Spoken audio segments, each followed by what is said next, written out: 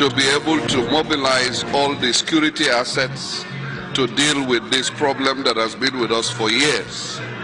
You will agree with me that this is not a recent problem. It keeps reoccurring for several years now. And this is the first time in recent history that I would see a president demonstrate such political will to be able to ensure that this monster in the room is gotten rid of. Okay, Excellency, can you tell us some of the measures you've taken to see how you could ameliorate the plight of those who have been affected by this crisis? If you go to the IDP camps now, you'll find that there's a lot of deployment of relief materials, medical supplies. Even for those in the hospital, we've had to attend to them. We are doing it round the clock. The State Emergency Management Authority responded. The National Emergency Management Authority has also responded. You can see that the Minister for Humanitarian Affairs and Poverty Alleviation is coming in also with her own team, and we'll do the best. Our ultimate target is not only to stop these bandits from operating, but to also ensure that the affected communities, affected people are returned to their respective communities. Thank you very much, Excellency. We appreciate for your time. Thank you. All right, you've had His Excellency the Governor. He just spoke to us live. Oh, sorry. Okay. All right. You've heard His Excellency just spoke to us live at his residence here at the Government House. Of course, he has told us that the visit of the Minister of Humanitarian Affairs and the Minister of State for Defense will definitely yield results, because they have also assured us that as they go back, they will deploy more troops to the states to see how they could cushion ameliorate the plight of those who have been affected by this crisis. And of course, the Minister of Humanitarian Affairs has assured that relief materials will be deployed to the states to assist the internally displaced persons. Sarah, I can tell you that the government have shown commitment to bring an end to this crisis. The federal government is also doing its best to bring an end to this crisis. That's what I can say for now from the governor's residence in Jos, Plateau State. Sarah. Godwin, just before I let you go, because I understand that there's supposed to be a stakeholders meeting, any update about what was discussed at the closed door meeting? We understand that the service chiefs, the Minister of State for Defense, Minister of Humanitarian Affairs was also there speaking with the governor in a closed door meeting. Any hint or any update on what they discussed at that meeting?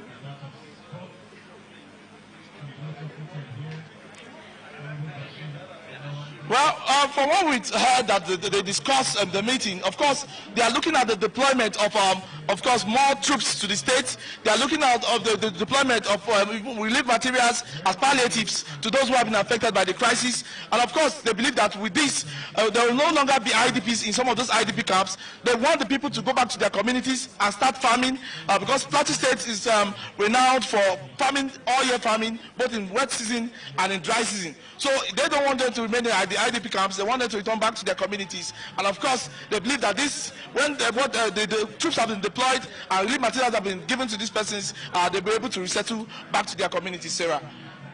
But when you've been to some of these communities, talk to us about what you've seen and how the people are taking the visit of this high-powered delegation.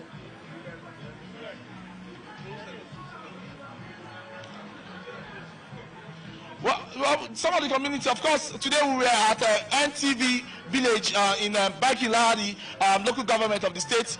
We saw for ourselves the level of devastation. The wanton loss of lives, properties, of course, was evident. In fact, one of the houses we saw, a man and his sister were killed in a gruesome manner. Of course, residents could no longer stay there, but with the introduction of troops now to these communities, we are expecting that some of these persons who have left their communities will settle back to their communities. So how do they feel about this high-powered delegation? Is there some kind of trust? Do they feel safe now that they've seen more deployment of troops in Plateau State?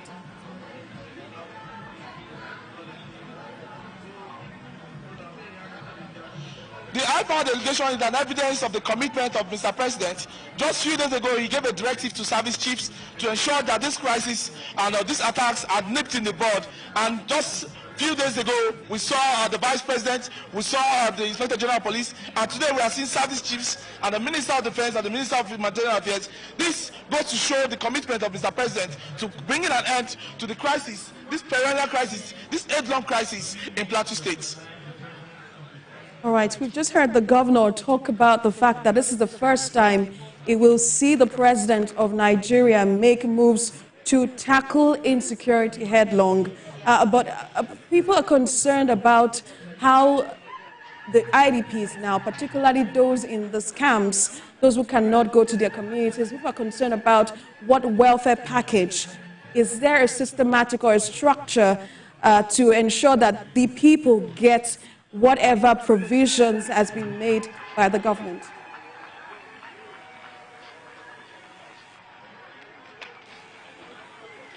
Of course, the Minister of State for Defense had told us that a committee will be constituted from the Ministry of Defense and the Ministry of Humanitarian Affairs to come and assess the level of devastation, the level of damage done to some of the affected communities. And of course, they are sure that immediate measures will be brought in to cushion the effect of hardship occasioned by the attacks.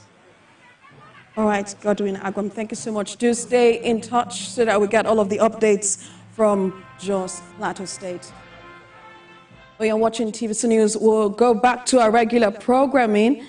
But just before we get back to our regular programming, we understand that there's still some kind of breaking news reaching us from Plateau State. Earlier, we saw a visiting delegation led by the Minister of State for Defense, Bello Matawale, also the Minister of Humanitarian Affairs, Betta Edu. We also saw the service chiefs also go into closed-door meeting with the governor, that's Caleb Mutfwang.